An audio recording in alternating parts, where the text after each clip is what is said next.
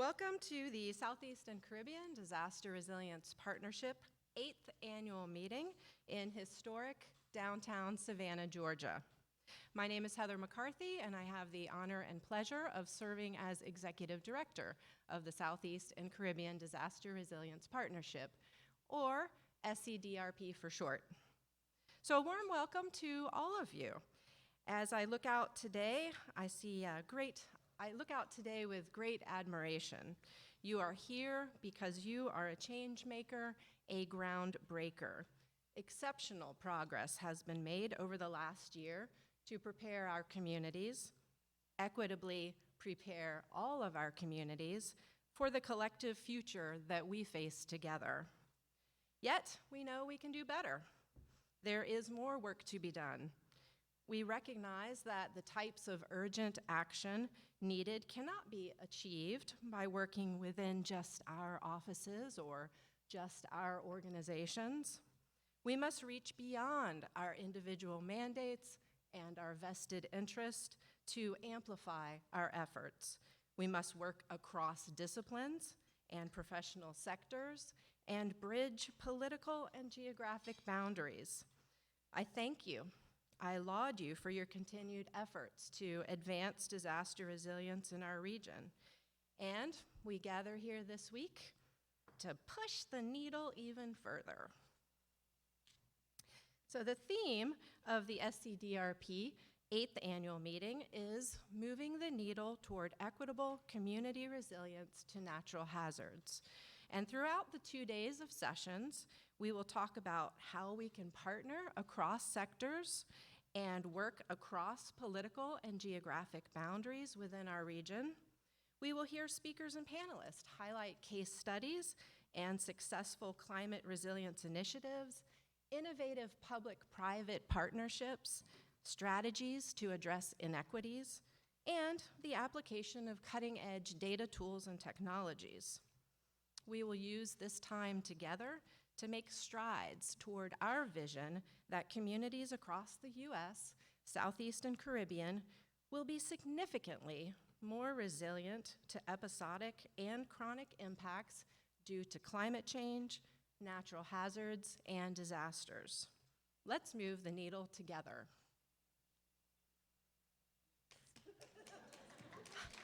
Thank you.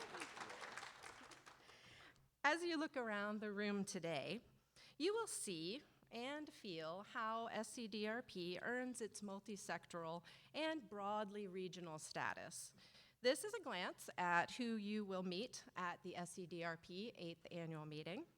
The pie chart is almost equal quarters from the academic, the nonprofit, governmental, and private sectors. So take a look around the room.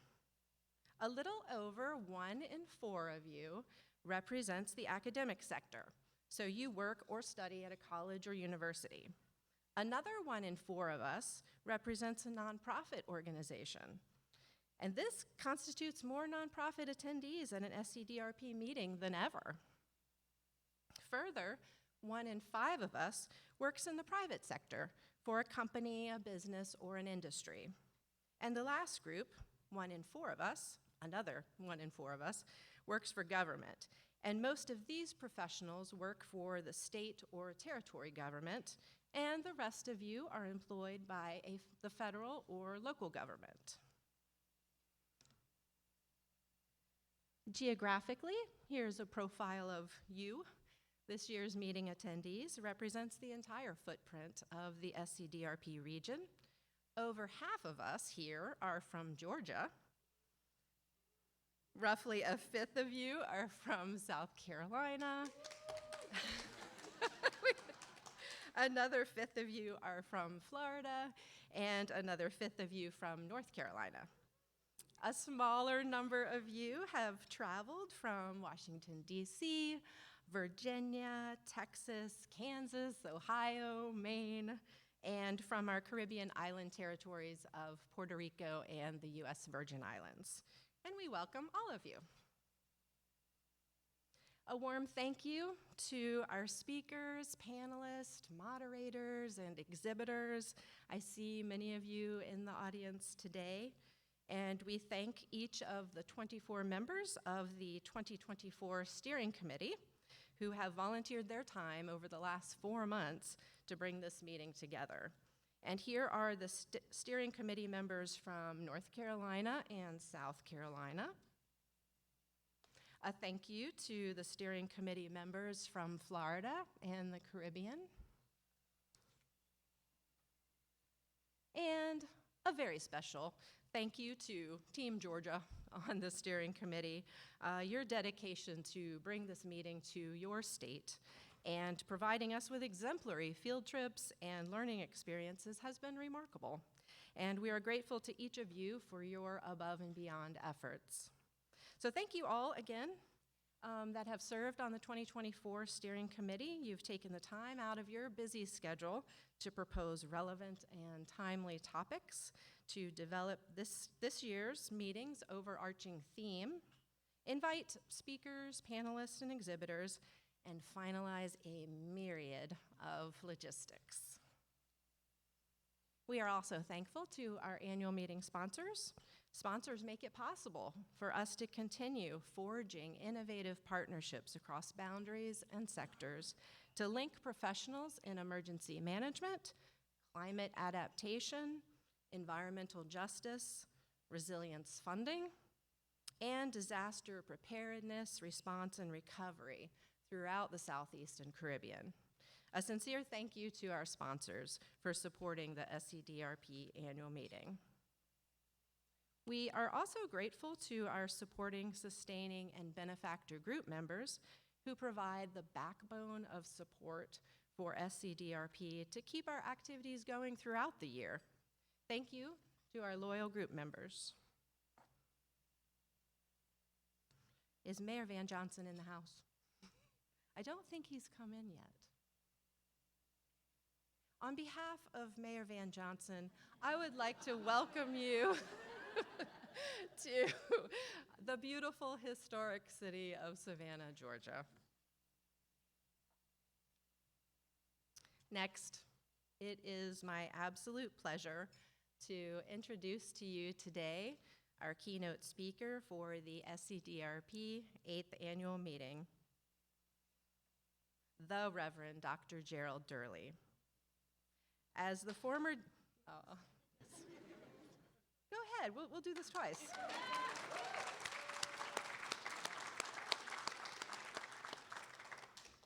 As the former dean of Clark University and the former director of the Health Promotion Resource Center of the Morehouse School of Medicine in Atlanta, Reverend Gerald Durley seeks to combine the disciplines of faith and science with the lessons learned working alongside Dr. Martin Luther King Jr. during the civil rights movement of the 1960s. Reverend Durley believes that climate change and environmental justice are moral imperatives, which he sees as a contemporary civil rights issue. Reverend Durley continues to serve as pastor emeritus of Providence Missionary Baptist Church of Atlanta. He has worked with Interfaith Power and Light, the Sierra Club, Eco America, U.S. Climate Action Network, the Environmental Working Group, Green Law, Ambassadors for Clean Air, Mom's Clean Air Force, and was honored with the White House Champion of Change Award by President Obama. Most recently, Reverend Durley was appointed Global Ambassador for the Waterkeeper Alliance, aimed at safeguarding the universal right to clean water. A special thanks to the Savannah Riverkeeper and the Center for Sustainable Communities, National Environmental Justice Institute's Building a Weather-Ready Nation for All initiative for sponsoring Reverend Durley's attendance today. Reverend Durley, we are honored and humbled to have you as our keynote speaker today. Ladies and gentlemen, Reverend Durley.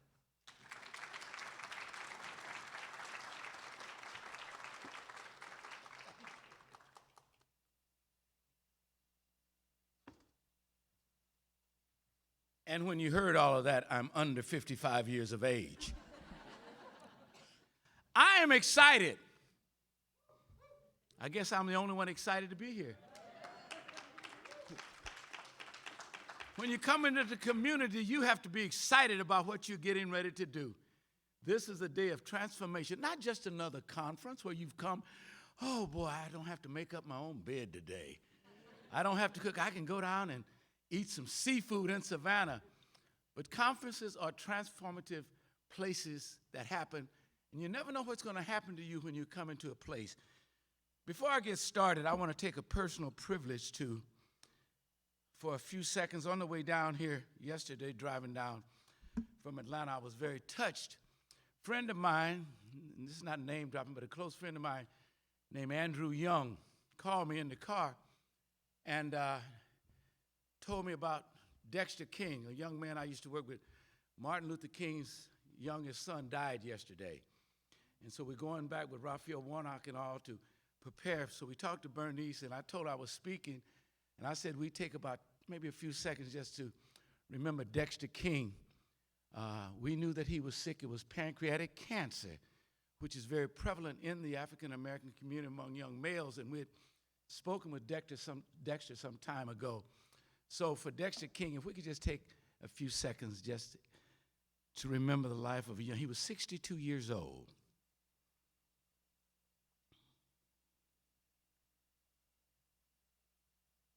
Thank you. Let me say good morning to my co-warriors and my co-laborers in the battle. There's a song that they sing in the church called I'm on the Battlefield. And people get up and they sing and they shout, I'm on the battlefield. But I'm not among a group of people today who are on the battlefield. You've not been on the battlefield. And I'm glad to be among some people who not were on the battlefield, but in the battle. There's a difference between being on the battlefield and in the battle. There are a lot of people who are talking about, I'm going to get into resilience and I'm going to be on the battlefield, and they've never been in the battle. As I look around this room, Gary and Heather tricked me. I wasn't coming. They tricked me. They said, come and speak, but I didn't know that I was going to be in a room full of PhDs. They said, everybody has a PhD in here. And I looked around and I listened to some of you, and everyone has a PhD. And I thought these were just regular people like me. He said, no, these are PhDs, Durley. So thank you for letting me come and speak to all of you PhDs. Why are you laughing? Aren't you a PhD? You must not understand what PhD stands for. I believe all of you have a PhD. It means, here's what PhD stands for: professionally handling demands. How many of you professionally handle what you do every day? How many of you get up every morning when you don't want to get up, every morning when you're trying to go, and you professionally handle the demand that's before you? You understand the sensitivity of those that are around you that might not understand all that's going on in their life, but because you're a professional, because you believe in something, because there's something that's deep down in your DNA, you said, I've got to get up and professionally handle the demand. So turn to the person next to you and say, how you doing, doctor? How you doing, doctor? You got a PhD. Never let anybody make you think any less of having that. You're people with a purpose, a perseverance, and when you got purpose and perseverance, guess what? Power prevails. You'll stand. I'm humbly honored to be here, and I want to thank Heather and Gary for allowing me to come. I was talking with Jen earlier, and Susanna Tuttle, my troublemaking, but my good friend. Susanna, I thought I saw you here earlier. Susanna, we've gotten in, as John Lewis used to say, we've gotten in a lot of good trouble around. People don't like us in a lot of places, but we made a difference. And sometimes when you're trying to make a difference, when it's down that you want to talk about something that's so important, that uplifts people. Whenever you uplift somebody else, you uplift yourself. And whenever you're doing that, and Susanna and I have been in many cases where they said, here they come again, and we did it. You've got to have that kind of sustaining source down inside of you. I'm humbled and honored and somewhat intimidated to come because many of you have been in this field many times. I never thought that I would be standing before a group like this talking about mitigation of climate change, talking about how do you talk about disaster areas? How do you come back after it's been done? Mine was always on the forefront, and you never know when something's going to change your life. I never thought, and possibly some of you never thought, that you would be in the profession that you're in now, whether you're in the nonprofit sector, whether you're in the academic sector, whether you're in the community sector. You probably never thought that you would be doing what you do. Never thought that you'd be sitting here in Savannah, Georgia, in the beginning of a brand new year. We never know what's going to happen to us, why it happens, who's going to make it happen for us. But when you're open, when you're alive, when you think that there's something that you can learn, there's always a transformative moment in your life. I never thought that I would be standing. I never thought I would get involved in the civil rights movement, and I see the civil rights movement being so parallel to those of us who are fighting for climate change, those of us who are fighting for resiliency, those of us who are fighting for how do you repair communities. You never know what's in your life until you're open, until you're excited about it, where there's some enthusiasm about what it is that you're doing. I'll never forget, here I was, a kid, 18 years old, in Denver, Colorado, basketball player. And my goal in life was very simple. Win the championship in Colorado and go to college somewhere and go into the professional basketball ranks. We all have a goal when we're 18 or 19, but there are things in all of our lives that change and make a difference. We'd won the high school championship there in Denver, Colorado. I was so excited. I had all of these scholarships. I was going to go to UCLA, USC, wherever it was. And a man came up to me and said, "You play good ball, young man." I said, "Oh, no, I ain't got time for this." You never know who is speaking to you at a certain time. I said, "Well, how you doing?" I just kind of passed him over. And he said, "You need to go to Tennessee State in Nashville." And this was in the year 19... And I was 18 years old, and I got ready to... He said, "Go down there, and you can play ball." So I said, "Okay." You never know when an incident, it might be this conference. It might be somebody that you'll meet on the street today, in a restaurant, at the CVS. You never know who's going to encounter you to change your life forever and give you new purpose, new reasons for even living. What is your mission? What is something that gets you excited that you would do it even if they told you not to do it, even if you were going to be put in jail? I was 18 years old, and so I said, well, I'll listen to him. So I caught a bus going to Nashville, Tennessee. I'm talking about incidents that change your life, that you can come to something where you think you're going to be involved with one thing, but something else happens. And I'm riding the bus. Here I am, 6 feet, 4.5, 18 years old, going to Nashville, Tennessee from Denver, Colorado in 19... and got there on the bus, and when we got to the Tennessee State border line, the bus driver came back and said, "Come here, go to the back of the bus." I said, "Huh?" I said, "You must not know who I am." He said, "Go to the back of the bus. We're in Tennessee now." And since I was from Denver, my last name was Durley, I had a nickname, the Double D. I said, "He must not know who the Double D is."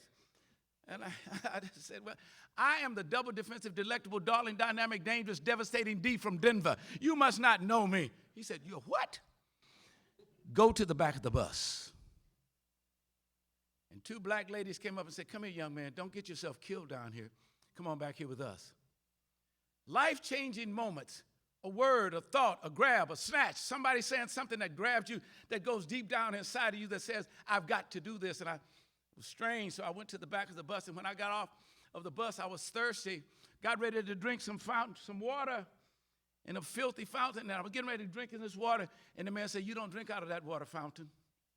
You drink out of this one." I said, "That one's filthy." He said, "So are you. You drink out of that water fountain." I'm getting all of these vibes, these feelings. What is this?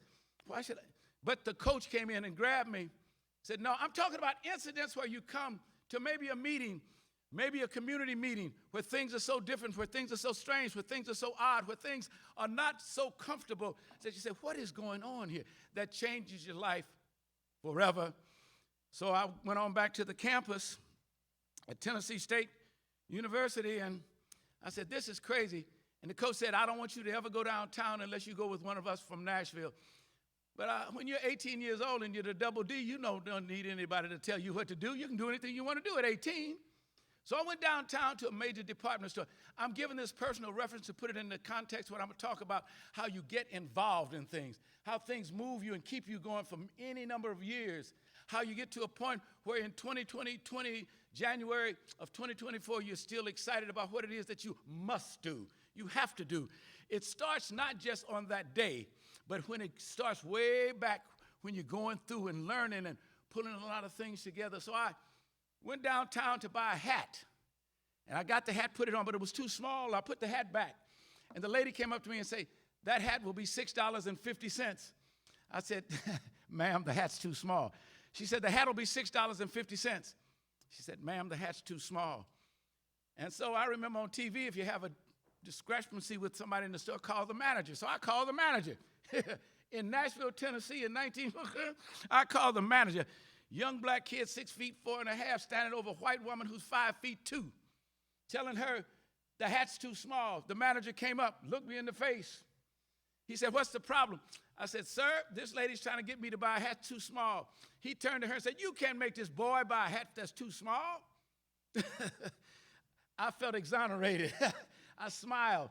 He said, "How do you know the hat's too small?" I said, "Well, when I tried it on, it didn't fit." He grabbed the hat and said, "Nigga, let me tell you one damn thing. Who's going to buy a hat that's been on your woolly head? Give us the money and get your black ass out of here." Quote, unquote, excuse the French. Some things grab you so deeply that change your life forever. Things that you see, things that you hear, stuff that you smell, things that you drink, the toxic air that we have to breathe every day, the insensitivity to a legislator that doesn't understand that we are destroying the environment. Things happen in our lives. I went back, I told the coach in my best hurt voice, "Coach, I'm leaving for Los Angeles in the morning." But in those days, we had something called, if you work in the community, we had called a mimeograph machine. In a mimeograph machine, we ran off flyers, that old green ink all over your hand. And that was a meeting being held at Fisk University that night. And they said, "We're going to go down there." And Fisk University was down from Tennessee State. So I said, "Well, I'll go down there because Fisk is known to have some of those beautiful, intelligent women in the country." So I went down there to look at all of the intelligence at Fisk. I went down there for one reason. It was short intelligence, heavy-set intelligence, all kind of good intelligence. And I went down there with my roommate, 167, 168, and we were looking at the intelligence come in the room. I said, "Man, I'm not leaving. I'm going to stay down here. I'm just not going to go downtown anymore." Then the back door opens. I'm talking about incidents that occur. The back door opened and 5 men walked in. I said, "Oh, this is getting ready to get dull." The first one that walked in, his name was Hosea Williams. The next one was Andy Young. The third one was John Lewis. Then next thing, here comes this little guy, Martin Luther King Jr. I'm talking about when they walked into the room. I'm standing there, and they walked in. They said, "The Greyhound bus station." I said, "Hey, I just went through an incident with the Greyhound bus station." And the stories of desegregation and what's going on there in Nashville. I said, "That happened to me." So I'm sitting there, and I began to shift. There are moments that transform all of our lives, that sustain us when everything comes in, and you think there's no way out. And I'm sitting there, I'm listening. And he said, "We're going to go down and do some other things down at the Greyhound." And I'm saying, "Why are they doing this?" And I'm saying, "Who's this?" John Lewis was 20 years old. I said, "He's an old man." I was 18, so if you're doubting, right now, in May, I'll be 82 years old in 3 months. So I've been around a long time. I know, 82, and don't feel no way tired. Going to stay in the battle and not on the battlefield. So we went back, and I said, "No, we'll get involved." I'm talking about how do you stay involved when you're professionally handling demands.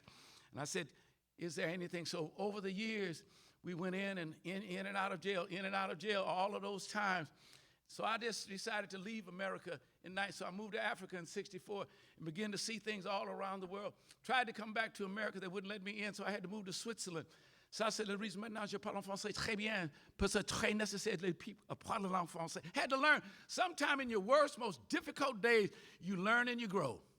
Sometimes when all the doors are closed, there's a window opening and air is blowing on your face. Sometimes when you think no one understands you, there's somebody in the back room that you touched and made a difference. Sometimes when you're tired of getting up and talking about the water condition and resilience and talking about what's going on and the devastation and why in the ninth ward of New Orleans that one side is building up and the other side is still looking like it used to look. Why the discrimination and all the subliminal kinds of racist and misogyny and all of the things against women. Why are these things so prevalent? And if it doesn't impact you directly, you say, "Well, that's their case." I believe that it's all of our responsibilities to get intrinsically involved. But the last thing on my mind, because mine was always civil and human rights, was this stuff called the environment. What did I care whether a polar bear could make it to the next glacier? What did I care about trees that were being cut down and deforestation? What did I care? In fact, I was giving a speech. I was so dumb. I was up there talking, just going like this. And that was at the early days. And I said, "We don't want this carbon monoxide to kill us." Somebody said, "Carbon dioxide." I was just rampant because I was excited. But as I said to Jen and Heather earlier, there are moments in your life where everything changes, where it's just not about papers. It's just not about the insurance. It's just not about what we're doing in academia. It's just not what it is that we're doing in our various milieu. So I was sitting there, and a lady came by and said, I'd like you to go how things change in your life. How did you get into this? Savannah knows a little about it. I wasn't thinking about climate.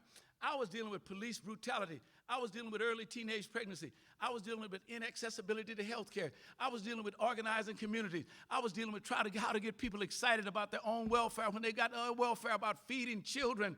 I was dealing with the things that I thought were more pertinent in life than something called the environment that I could not see, but I could feel, I could smell, and I could understand that it was detrimental to my life. But it wasn't a priority. What is a priority in your life today? What is the thing that you would do if they weren't going to pay you? What excites you? What says that there is something that I can do? In the Resilience Project here throughout the Caribbean and the southern states, what is it?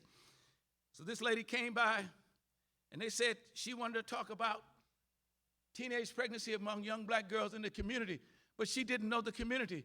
In order to do anything in the community, you've got to have the understanding to sublimate one's own ego, to say the community has something to say. The community understands what they're doing. The community understands the blocks and the walls that have been put up. And she said, well, I don't understand, but I want to curb teenage pregnancy here in the state of Georgia. So I rode with her out to the airport where she was speaking to a large group. Get ready now. She was speaking to a large group of white evangelicals. And that's not to put the evangelicals down because I'm in the faith community too. But anyway, so the man was conducting the meeting, Joel Osteen. And I was sitting there. So I came in with the lady. She's talking about teenage pregnancy in a community that she didn't understand. Somebody said, why don't you take Durley along with you? So I was standing by the door. You never know in your life where there's a transformative moment where something's going to happen that will change what you do, how you do it, and who you do it with at a twinkling of an eye. So I was standing there, and the man said, do you have anything to say? So the lady said, no, he's just with me. Do you have anything to say? I said, well, no. Well, if you did, well, what are you? Are you her bodyguard? I said, her bodyguard? Do I have a BD bodyguard? I said, no, I'm just here with her. So one of the guys way in the back like this, he said, well, if you have anything to say to us, Savannah, you need a PowerPoint. I said, well, no, I don't have a PowerPoint, but I could say something. By this time, I'm irritated. The double D is getting ready to come out of me. And I looked, and I said, yeah, I've got something to say. So once, give us your PowerPoint. I said, I'm pointing to my power. My power has never failed. My power doesn't go blank. My power! So I went up and I started talking. Next thing I knew, it was all right in that room. And the lady said, I want to introduce you to my husband. He does things in environment. He's concerned. Her name was Jane Fonda. He introduced me to Ted Turner. Ted Turner introduced me to Sally Bingham. Sally Bingham introduced me, and I'm saying, what is all of this? What? Polar bears? Do you all realize what's going on in the world? I said, they said, well, what do you think? I said, you all are so dull. You're just dull. You're not excited. If you really care about people and the environment, there ought to be some enthusiasm. And the word enthusiasm in the Greek is entheos, in God. So you got to have that. Next thing I knew, I'm in the middle of it. I'm starting to learn about this. And then I started learning about the disparities that were going on, and particularly in lower income communities, underserved communities, communities where people did not have the wherewithal, the legal advice, nor the money to mitigate against, to stop the petroleum companies, to stop those companies that were coming in, putting water in the ocean. I went down to see the 85-mile track in Louisiana where the Cancer Road, where the cancer and the asthmatic conditions were going. Then I began to see that it wasn't just in the rural areas, but it was in the urban areas. Then I went over to North Carolina and looked at the pits where they were putting all of the hog waste in North Carolina. And I said, well, why don't somebody say something? And this man said, well, we're saying all that we can say. I said, but you're not saying it loudly enough. He said, well, I'm saying it as loud as I can. I said, do you believe in what you're doing? He said, yes, but you know how people are. And I'm saying, no. What do you believe? Is it something that you're willing to, 2 words that kept us strong in civil rights movement, that were 2 words that made us strong. The one word was sacrifice. What are you willing to sacrifice? Are you willing to sacrifice going to class? Are you willing to sacrifice going to jail? Are you willing to sacrifice being insulted? Are you willing to sacrifice being tired and you don't want to get up? Are you willing to be sacrificed when no one understands you? What are you willing to sacrifice? And next, what are you willing to risk? If you're not willing to risk anything or sacrifice anything, I used to tell them, go on to sorority meeting, go on to fraternity meeting, because we're willing to sacrifice and risk. And I think that that's what you're doing here today. You're willing to sacrifice and risk and do what you're doing. But I didn't come here to simply reiterate what you already know. I didn't come here to talk about the civil rights movement and the climate change and the resilience movement, but to talk about how do we get involved. What are the things that gives you the excitement so that you would want to know who, what, when, where, not how much does it cost and I can't do it. You will always face opposition. I only know that I'm finally succeeding when I get a few knots upside my head and know that nobody listened to me. Then I said, maybe there's something is. Because if everything is coming my way, I'm in the wrong lane. I've got to change my direction and get in the right side. And that's what you're doing here today. Our missions have intersected the civil rights movement and the environmental movement. They've all come together now as we begin to look at this. And I say now, what is it that we can do collectively? Because no one person can make a difference. It's always when the elements come together, the environmental movement, the academic sector, the legislative section. I traveled with Barack from 2007 to 2009 talking about climate change, and I didn't even know what climate change was. But I was excited about it. He said, that makes sense. I said, man, look what's happening down here. He said, yeah, okay. I said, and then when you talk to people in the community, Durley, you're talking about what's going on in our community. Do you realize what we're facing? Our jobs are down. They've got toxic waste dump in our area. And all these kinds of things that all of you know about so much. And they weren't listening. Why don't these people get excited? And I said, well, what we got to do is put it and give it, put it in their hands. Because nothing moves in any of us unless it's a gut level feeling. Unless it's something that we say that we've got to get involved and to do. So got involved, and the people began to get involved. And they said, from this point on, what do we need to do? We need to open up the gates. We need to join forces and listen to what they're saying in the community. Listen to what the funders are saying. Listen to what the insurance companies are saying. How do you come back? When I go down to the 9th Ward even now, and I see the houses that are built on the stilts, and after the Katrina and all of this, and I'm wondering, why is this community now? It's growing, and down in the 9th Ward, some of the houses are still closed down. The same kinds of diseases are there. What is the disparity? Why is the disparity? Who's speaking out? I said, well, I'll tell you who's speaking out. A bunch of PhDs who are down at the DeSoto Hotel, and they're still speaking out. And that's the charge that we have today. It's personal. Nothing really makes you move until it's personal.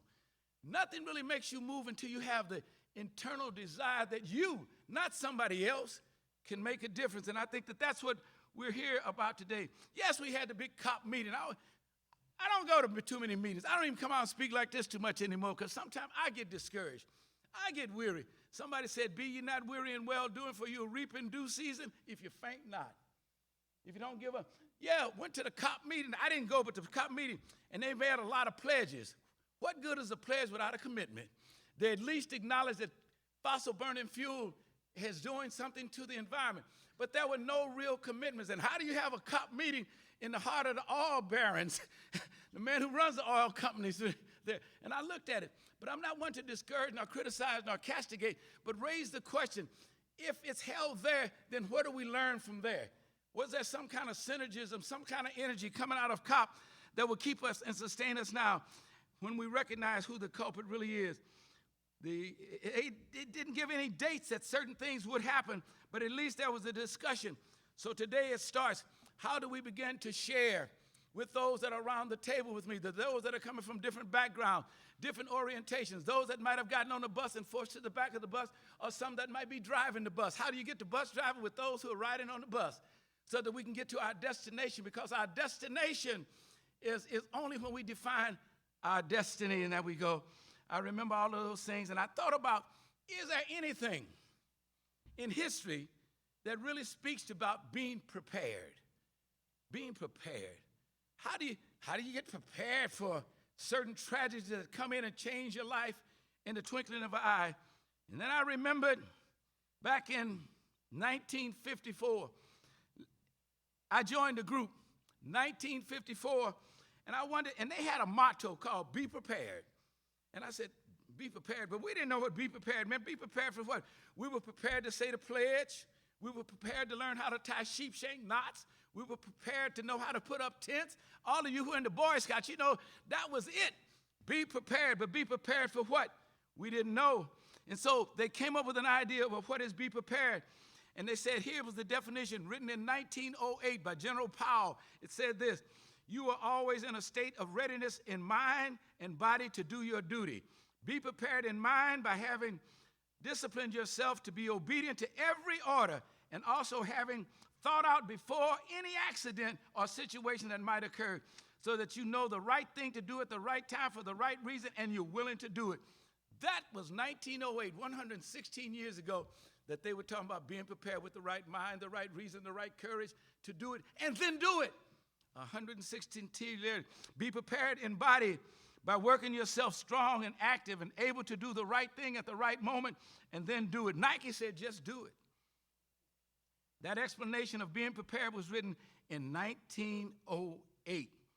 Dr. King, we hear about the I Have a Dream speech, and we talk about it all those years and the 50th anniversary of it.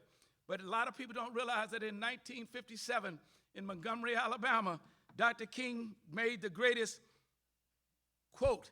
Not I have a dream and all the other kinds of things, but this was the quote he said. He said, the most important thing in life, we've got all the writings on the statue at the Potomac River now, and the one that's not up there was what he thought was the most important thing that he's ever said. Here's what he said in 1957, Montgomery, Alabama. In a speech, he said, what have you done for somebody else? In his mind, that was the greatest statement that he ever made. What have you done? When he and Coretta talked, they would always ask before they went over to visit Gandhi, what are you doing? The question, what are you willing to do for somebody else? More importantly, what have you done for somebody else? Durley, we didn't come here to have a civil rights lesson nor listen to the history of the Boy Scouts, but how we can actively and progressively address the situations that we are. How do we address the impact climate disasters have on economic, educational, social, emotional, psychological, spiritual, and physical well-being of those that we're, watch it, called to serve. We're all called to something. We're all called to, I'm called to be a father, I'm called to be a daughter, you're called to be something. Not the necessary clarion call from the gospel or anything, but there is something that is so important in your life. What is it? What is that thing that really excites me? And do I excite others when I'm around them? Or do I come in and you say, well, you know, I'm concerned about what's going on. What? Get thee behind me. There ought to be something. And a conference like this, there's a kinetic feeling. There's a certain synergism that must prevail if it's to do it. The impact of climate change and from all of those. And how do you communicate people to be ready? How do you communicate to a community that's fighting so many other obstacles? How do you help them? You've got to run the race and they don't even have a pair of shoes. You've got to get in there and stitch things together and they don't have a needle nor thread. How do you put it together where you can put something where people say, I want to do it? I'll never forget in 1960-something, we were in Skokie, Illinois, and we were marching. And the press stopped Dr. King and said, Dr. King, we need to ask you a question. This is a tough section. You've been living in Chicago in the tenement section. And he stopped, and we kept on walking. We were marching. And I'll never forget one of the lessons I learned. You'll never know a lesson learned at a split moment. Dr. King said, sorry, I cannot talk to you all. I can't answer any more questions. And here's what he said. I've got to go catch my people. You only have a movement if you're the leader and you got to catch your people. You put it inside of them that they want to move on without you. King was a spark, but we had to keep moving. Why? Because we believed in something. We believed in justice. We believed in equality. We believed in equity. We believed in parity. And we were willing to sacrifice and risk to make that happen. And he said, if in your community, and you go there and you're talking with people and they're moving without you, be glad. You've made what you've been charged to do. We're committed to creating resilient communities now. And how do we do that? They depend on natural resources so much. They depend on when the outages come and all of the things that's coming to destroy the homes. You don't just destroy the homes, but you destroy not only the homes and all of that, but the lives and the future generation. We understand now that education is a paramount part of those that ascend the successful ladder in society. But if a kid is not going to school because of the disaster, if a kid is not going to school because asthma has come in because of all the conditions in their life, and the parents don't know what to do, and the father's lost or the mother has lost her job, what do? That's an exasperating situation. And then here we come with our badge in the community, gonna save them. Saving is always a mutual benefit. Preachers don't save nobody. Preachers just get up and run their mouths, and then somebody says, I think I want to do something differently. It's about how do you don't motivate people. I used to think I was a motivational speaker until I got sense in my head. You don't motivate anybody. What you do is inspire them. You breathe into them something that is so important. And then guess what? They motivate themselves. You can go to a football game and a cheerleader can jump all day long and nobody cheers. Make a touchdown and everybody cheers. You're inspired because you see something happen. So that's what's so important now, to see that. And that's what we're doing here. This is what this conference is about. And when you're tired and weary, don't give up. One of the greatest and shortest speeches in the world was given by Churchill, who he said, never quit, never give up, never turn around, never walk away. At the close of the last 50th March, I was the closing speaker.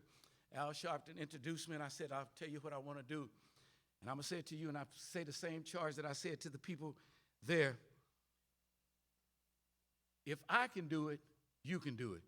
If I can stay in for 63 years, believe in something, go in, open up, you can do it. And I believed in it so much, I had a T-shirt made for me, only one in the world. If I can, you can. This is your time. Don't bend, don't bow, don't break. Stand for justice, stand for equality, stand for what you believe in. And if I can, you can. Turn to your neighbor and say, if I can, you can. Turn to the back. If I can, you can. That's what this conference is about. If we can be here, leave here and make a difference in your community by being an agent of change. God bless you. Stay strong. Guess what? If I can, you can. If I can, you can. Stay strong.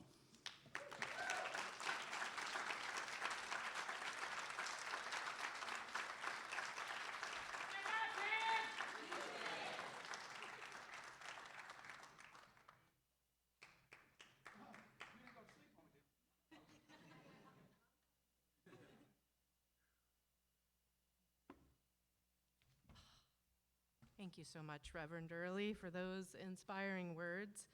And we are delighted that you will be joining us all day today and serving as a moderator during session 4.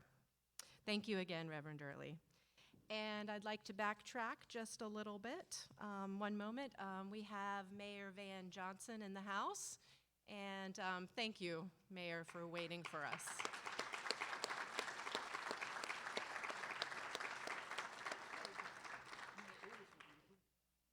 Mayor Van Johnson.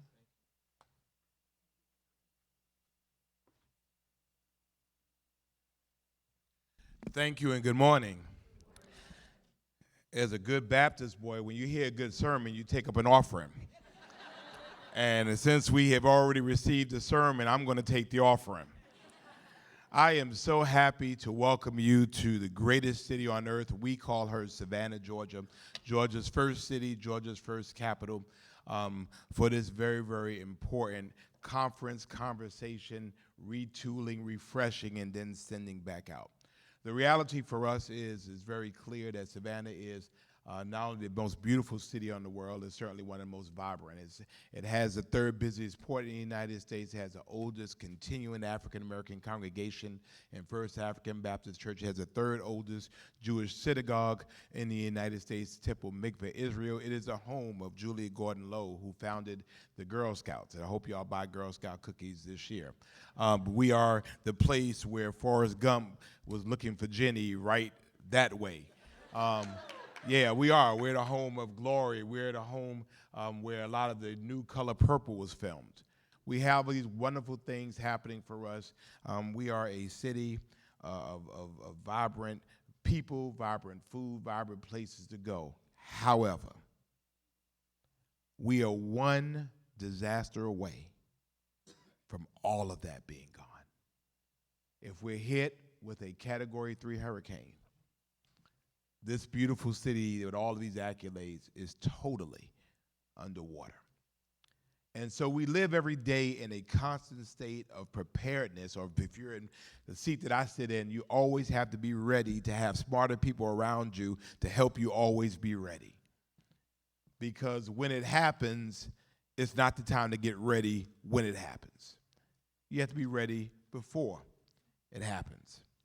And so therefore, resiliency is one of our mantras because it is so important for us to make sure that our community is able not only to survive it, but to rebound it from it. We know that 70% of our most severe major storm events have occurred since 2017, and we're a city that's 290 years old. But 70%. And I mean, Savannah lately has been a place where in 1 week you can experience winter, spring, and summer. Because it was really, really cold for Savannah, and the end of this week is going to be pretty warm for Savannah, and we're going to rain on you in between. Something is different here. Something is changing here. And in the midst of us preparing for war all around the world, there is a war going on right here. And those of us that are going to be able to survive it are going to be those of us that are most prepared, which is why, again, your convening here is so important. So thank you all for what you do. I know that you are the clarion voices yelling out in the wind, telling folks, be prepared, be ready, get ready, get ready, get ready, and people don't return your phone calls. But certainly here in Savannah, we do that because we recognize that resiliency equals survival for us. And so whatever we can do to help you in your cities to make sure that your mayors, your council members are hearing your voices certainly is important to do so. That being said, I also want to gift you the greatest gift on earth, and that is Savannah. We like to eat and cook for fun, and so we will feed you as much as you want to eat, as many ways that you want to do that, and we have plenty of opportunities for you to use your great PhD money. And I think you deserve to buy yourself something nice. Regardless of what the price is, you deserve it, buy it. But most importantly and most seriously, that there is a concept that seems a bit foreign, and it's called self-care. You can't take care of anybody unless you take care of yourself. There's a reason why on the plane, doctor, when you're on the plane, they tell you that air mask drop and you have to put it on yourself first. Because you can't help anybody if you don't help yourselves. So while you're here, and this is a wonderful place to do that, take care of yourself. The reality is that there's going to be work waiting for you when you get back home. As a matter of fact, they probably have called you already this morning. You've probably answered 3 or 4 emails. But take an opportunity to take care of the number one most important person in your circle, and that is you. And this city provides that opportunity for you. We're a walkable city. We have water. We have river water. We have beach water. We have retail therapy. And you know what? Everything here is sugar and cholesterol and caffeine free. Have at it. Eat, enjoy, and be merry. Thank you all so much for coming to our city. We're so glad that you're here. And if there's anything that we can do as this partnership and this journey continues here in the hostess city of the South, we're willing to work with you to make it happen. God bless. Thank you.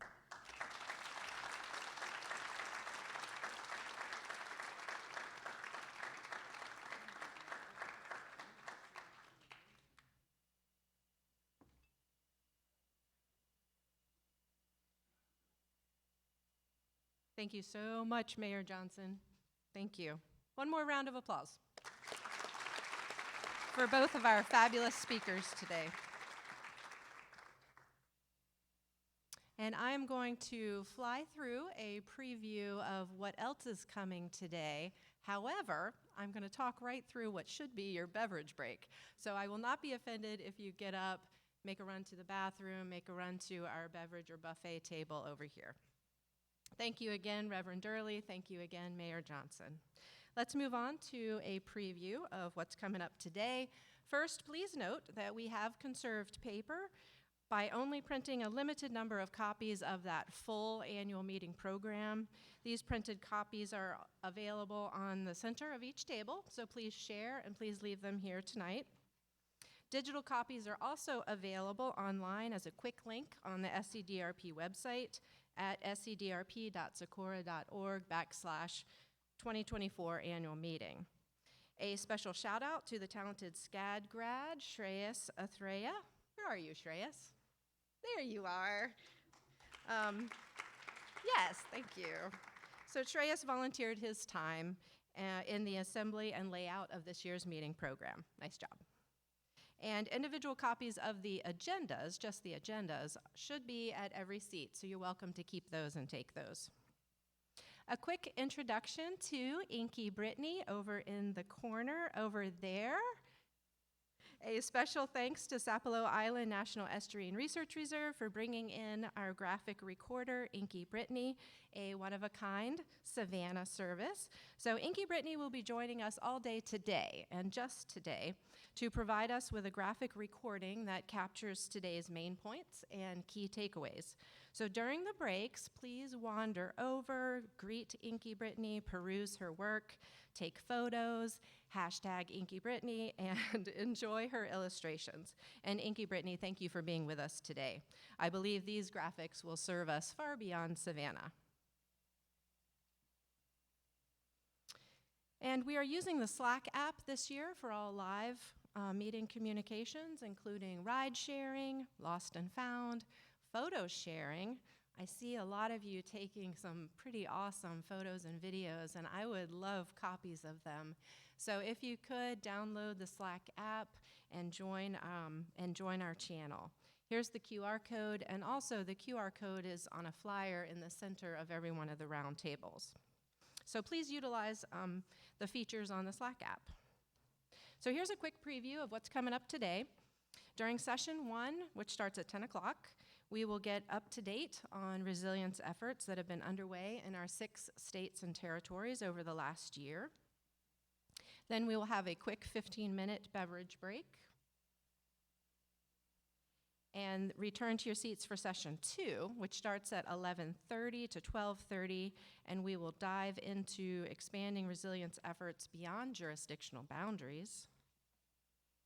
And then after the regional resilience panel, we will have a 1-hour express lunch waiting for you. And please proceed to the double-sided buffet tables over there where you can select your gourmet sandwich.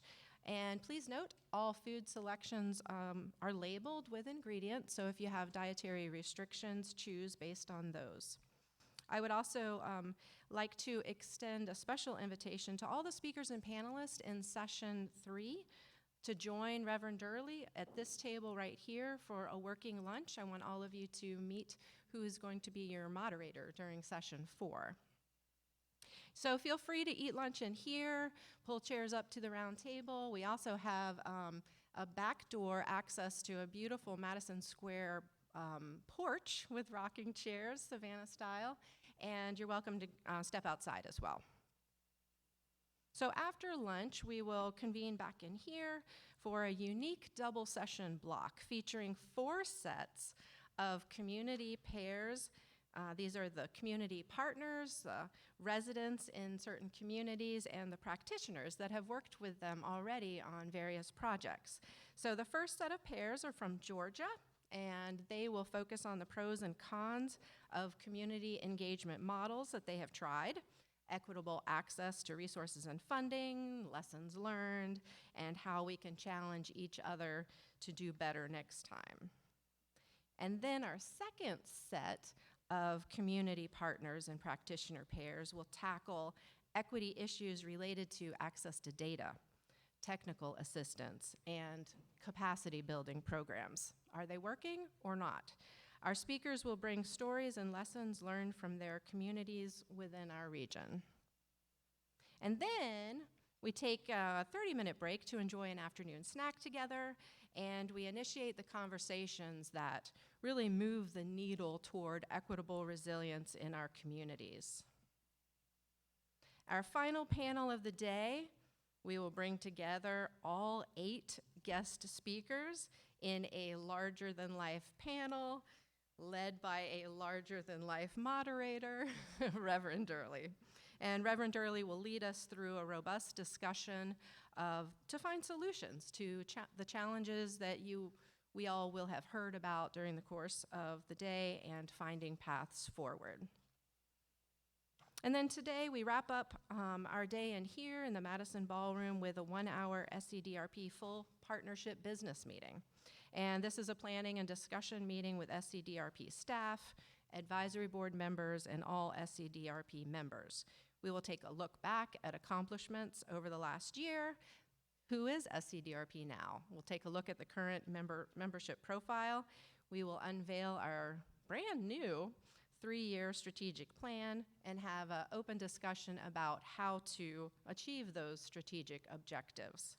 And I welcome everyone to come to this meeting. And then tonight, we congregate in the lobby at 6 p.m. to depart together on the Resilient Site Scavenger Hunt towards the Plant Riverside District, where you can meet up with other SCDRP partners and explore the evening dining and entertainment options. A big thanks to the talented Brittany Dodge, wave, from Sapelo Island near, for developing the scavenger hunt to teach us about resilience efforts and historic sites around Savannah. The top 5 finishers of the scavenger hunt will win awesome swag bags with contributions from Chatham Emergency Management, Sapelo Island Near, and SCDRP. And the winners will be announced just before lunch tomorrow on Wednesday. So this rounds out the preview of what is to come today. Please enjoy a quick run over to the beverage table, and we will begin session 1 at 10 o'clock. Thank you.